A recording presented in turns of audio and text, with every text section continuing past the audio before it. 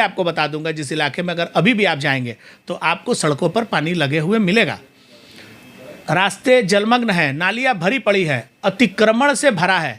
अवैध निर्माण होने के कारण और सड़कों के किनारे अतिक्रमण होने के कारण जल निकासी की पूरी व्यवस्था ध्वस्त है। लेकिन तृणमूल कांग्रेस के नेता, पार्षद, विधायक रुपया वसूलने में और अवैध पैसे के हिस्से बंटवारे में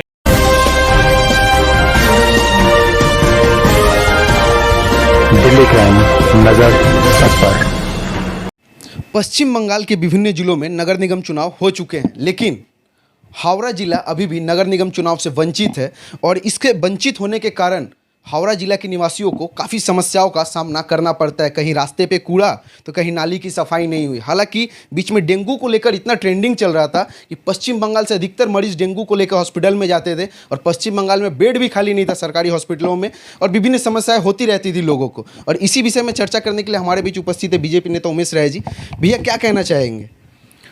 सबसे पहले तो आपके चैनल के माध्यम से जितने लोग इस समाचार को देख रहे हैं उन सभी को हार्दिक अभिनंदन करता हूं। हावड़ा पश्चिम बंगाल का एक पुराना, बहुत ही पुराना शहर रहा है, जिसको एक ज़माने में सेफील्ड कहा जाता था। विभिन्न प्रदेशों से बड़ी संख्या में लोग यहाँ रोजगार के लिए आते थे और उनका भरण पोषण होता था। देखते ही देखते हावड़ा में रोजगार सृजन करने वाली सारी संस्थाएं बंद होने लगी और वामपंथियों के शासनकाल में बड़ी संख्या में कल कारखाने बंद हुए और उन सारे जगहों पर इमारत बननी शुरू हुई। बेतरतीब तरीके से बनी हुई इमारतों से हावड़ा शहर अव्यवस्थित शहर के रूप में बदल गया। चूँकि हावड़ा नगर निगम पर शुरुआती दौर से, जब से नगर निगम बना तब से वामपंथियों का कब्जा रहा। 2013 में हावड़ा के 50 वार्डों के लिए जब चुनाव हुए तो पहली बार वामपंथियों के हाथ से हावड़ा शहर मुक्त हुआ था नगर निगम, और तृणमूल कांग्रेस को भारी बढ़त मिली थी। तब 5 सीटों पर कांग्रेस चुनाव जीती थी, उनका तृणमूल में विलय हो गया। 2 बीजेपी और 2 सीपीएम, ये 4 विरोधी काउंसिलर थे। आप सही तरीके से अगर कहिए तो विरोधी शून्य कह सकते हैं, क्योंकि विरोधी का जो एक पहचान होता है वो भी किसी राजनीतिक दल को नहीं मिला। तो पूर्ण बहुमत का नगर निगम का बोर्ड बना जब हावड़ा में, तृणमूल का राज्य में सरकार, हावड़ा के सांसद भी तृणमूल कांग्रेस के, उनके सारे विधायक हावड़ा के तृणमूल कांग्रेस के।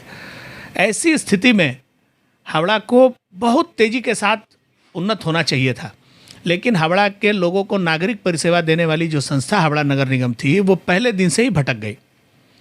आप ये कह सकते हैं तो इनको प्रशासन करने का अनुभव नहीं था, या जो कुछ भी आप कहिए, एक नासमझ लोगों के हाथ में इतना बड़ा नगर निगम चला गया और देखते ही देखते नगर निगम की स्थिति बदहाल हो गई।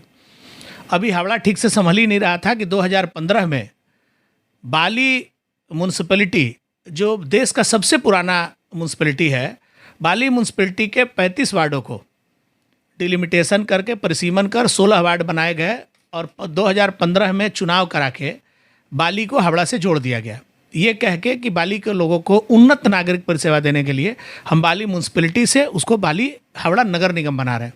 चुनाव भी और 16 में 16 सीट अपनी ताकत के बल पर सत्ता का दुरुपयोग करके तृणमूल कांग्रेस जीती।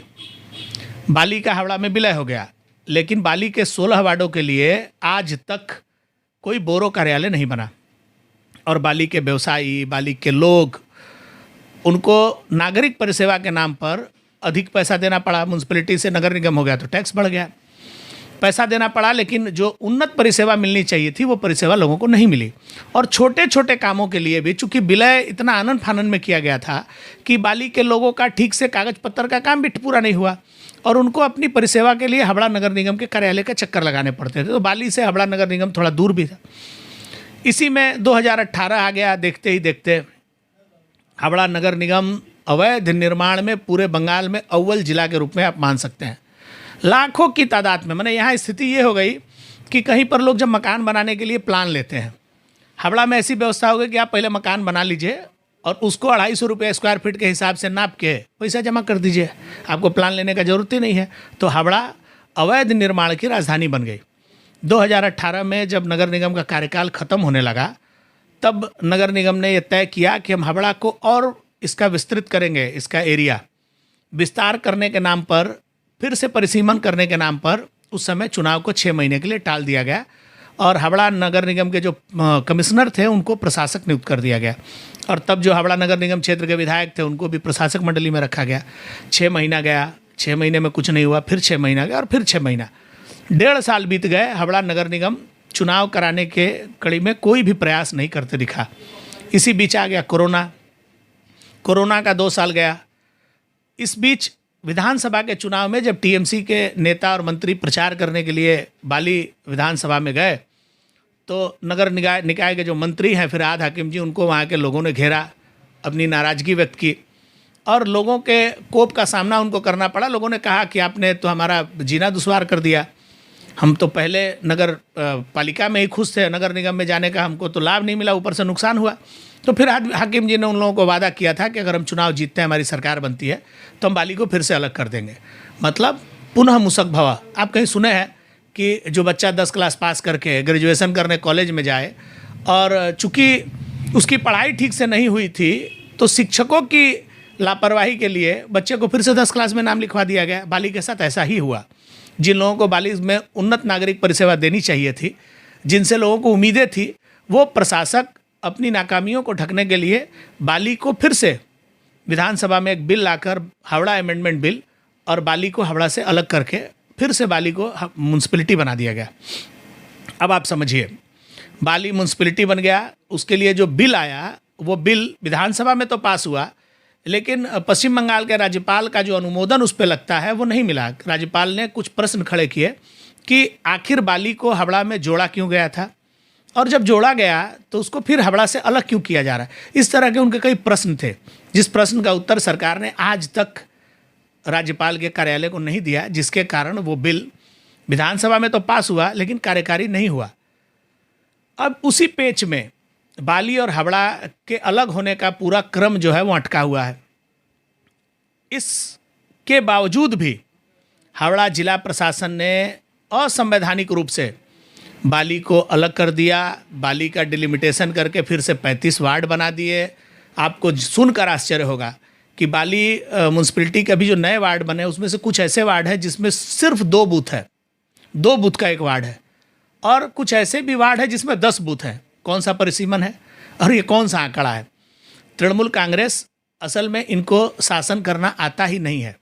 ये मनमाने तरीके से अपने पार्टी के नेताओं को खुश करने के लिए कुछ भी कर सकते हैं। तो बाली का परिसीमन भी कर दिए, 35 वार्ड बना दिए, उसका आरक्षण भी कर दिए, लेकिन चुनाव नहीं करा पा रहे हैं क्योंकि हावड़ा अमेंडमेंट बिल अभी तक कार्यकारी नहीं हुआ। उसी की कड़ी में हावड़ा के बचे 50 वार्डों को भी इन्होंने डिलिमिटेशन करने की एक प्रक्रिया शुरू की। और आपको सुनकर आश्चर्य होगा कि जब गवर्नर ने कहा था कि आपको हावड़ा का चुनाव कराना है तो कुल 66 वार्डों को लेकर कराना होगा। एक अनपढ़ की तरह, अशिक्षित की तरह इन्होंने 50 वार्ड है, उन वार्डों को तोड़ के 66 बना दीजिए। अब आप समझिए कि 66 वार्ड का हावड़ा नगर निगम जो बाली और हावड़ा को मिला के था, अब ये इनका प्रयास क्या है कि हावड़ा के जो 50 वार्ड है उन्हीं को 66 बना दो, और जो गवर्नर ने कहा था हम उनको बता देंगे कि भाई हम तो 66 वार्ड पर चुनाव करा रहे हैं। और इस बार फिर डिलिमिटेशन के नाम पर एक मजाक किया गया। ये मजाक कैसा मजाक है? तो हावड़ा नगर निगम के 1 नंबर वार्ड से शुरू करके 12 नंबर वार्ड तक किसी वार्ड में एक भी बूथ को इधर से उधर नहीं किया गया। 13 नंबर वार्ड में चूंकि तृणमूल कांग्रेस का जमानत जब्त होता है तो इसको तोड़ दिया। 14 नंबर वार्ड में टोटल मतदाताओं की संख्या 5, उसका डिलिमिटेशन नहीं हुआ चूंकि वहाँ से वसूली होती है। लेकिन वही 15 नंबर वार्ड को जहाँ तृणमूल कांग्रेस बुरी तरीके से हारती है उसको 3 हिस्से में कर दिया। इसी तरीके से 29 नंबर वार्ड के साथ भी ऐसे कई उदाहरण हैं। माने मनमानी तरीके से किसी नेता मंत्री के घर बैठ के डिलिमिटेशन कर दिया गया। इस पर भी भारतीय जनता पार्टी ने और विरोधी राजनीतिक दल के कार्यकर्ताओं ने ऑब्जेक्शन दिया है और ये पूरा विषय टेक्निकली फंसा है। चूँकि तृणमूल कांग्रेस को झंडा लेकर घूमने वाले लोग चाहिए पीछे पीछे, तो अपने कार्यकर्ताओं को खुश करने के लिए बीच बीच में कहती है कि हम कभी नवंबर में चुनाव करा देंगे, कभी दिसंबर में करा देंगे, इसलिए कि उनके पार्टी में उम्मीदवारों की एक बड़ी फौज खड़ी हुई है जो पैसा खर्च करते हैं, लोगों के बीच जाते हैं। जिस दिन इन लोगों को पता चल जाएगा कि चुनाव टेक्निकल कारण से 2 साल नहीं होगा या 3 साल नहीं होगा तो ये सारे लोग घर में बैठ जाएंगे। तो इन लोगों को सक्रिय करने के लिए तृणमूल कांग्रेस इनको धोखा दे रही है अपने कार्यकर्ताओं को। कहीं ना कहीं आप बोल रहे हैं कि कभी हावड़ा से बाली को जोड़ दिया जा रहा है, कभी अलग कर दिया जा रहा है। तो ऐसा करने से क्या बाली विकास की ओर बढ़ रहा है या बाली भ्रष्टाचार की ओर बढ़ रहा है? देखिए, बाली का तो एक बड़ा दुर्भाग्यपूर्ण इतिहास रहा है।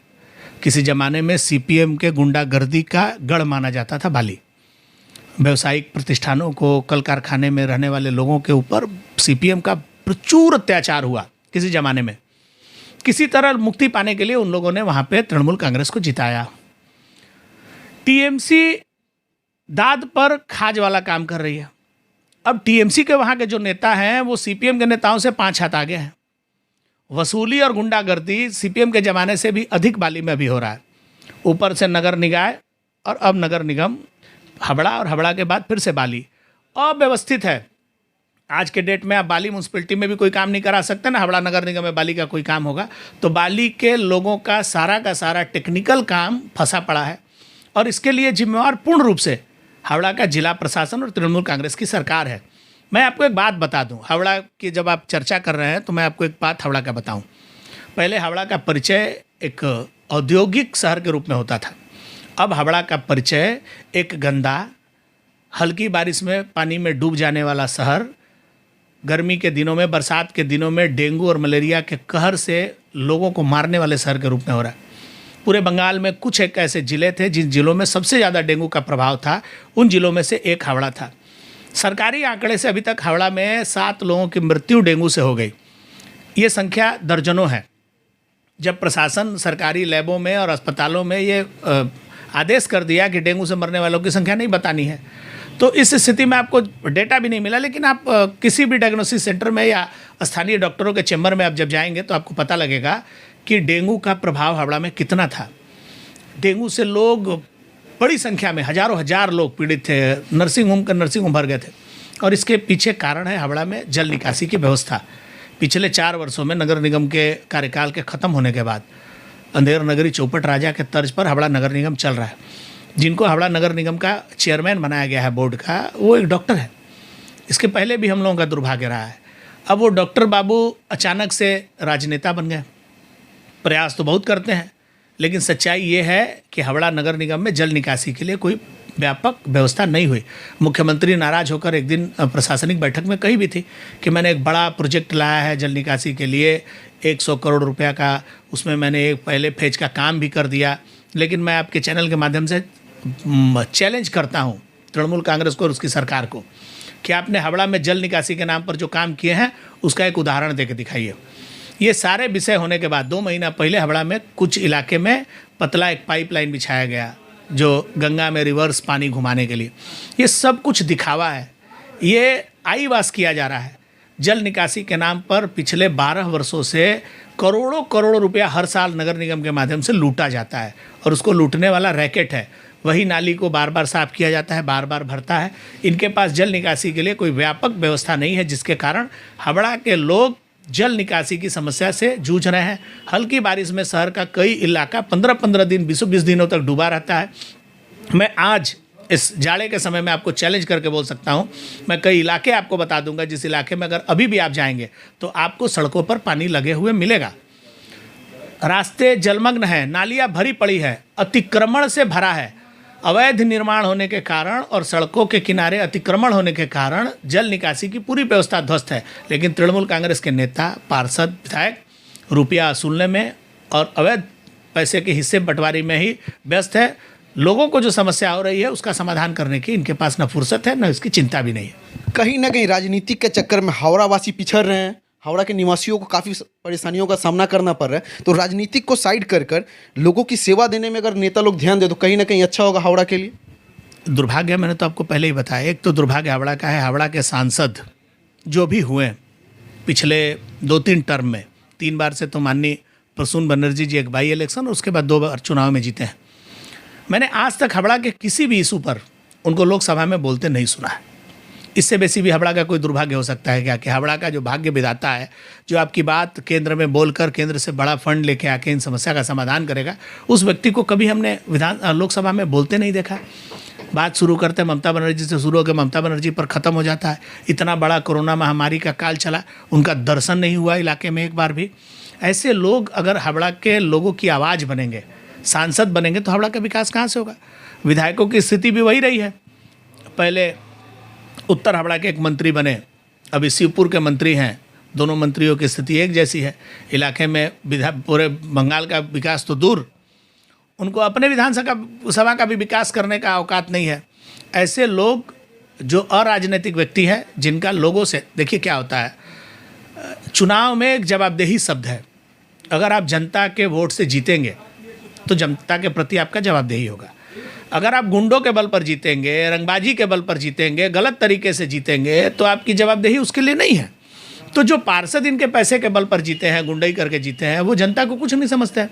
और जो विधायक भी इनके इस तरीके से जीते, वो भी कुछ नहीं समझते। उनको तो पता है पब्लिक मेरा क्या कर लेगा, ये तो वोट हमको देता नहीं है।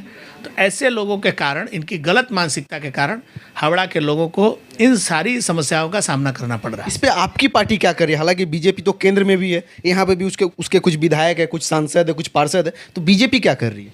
देखिए, दुर्भाग्य है कि हावड़ा शहर में कभी भारतीय जनता पार्टी का सांसद नहीं हुआ और ना ही भारतीय जनता पार्टी का कभी विधायक हुआ।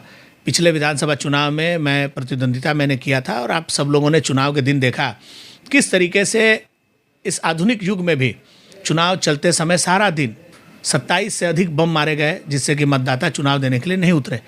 ऐसी गुंडागर्दी के माहौल में यहाँ चुनाव करके गुंडा विधायक बन जाता है, तो आप उनसे क्या विकास की उम्मीद करते हैं? लेकिन आने वाले समय में जनता सचेत हो रही है। हम जनता के विषयों को लेकर निरंतर लोकतांत्रिक तरीके से आवाज़ उठा रहे हैं, आंदोलन कर रहे हैं।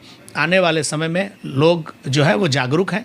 एक राष्ट्रवादी ताकत, एक विकास के पथ पर देश को ले जाने वाली ताकत को निश्चित तौर पर बंगाल की जनता अपना आशीर्वाद देगी और आने वाले समय में ये सारी समस्याओं का सामना होगा और पश्चिम बंगाल के विकास के साथ साथ हावड़ा का भी विकास होगा, ऐसा मेरा विश्वास है। नगर निगम चुनाव को लेकर आप लोग क्या कर रहे हैं? क्या आशा है, कब तक हो सकता है?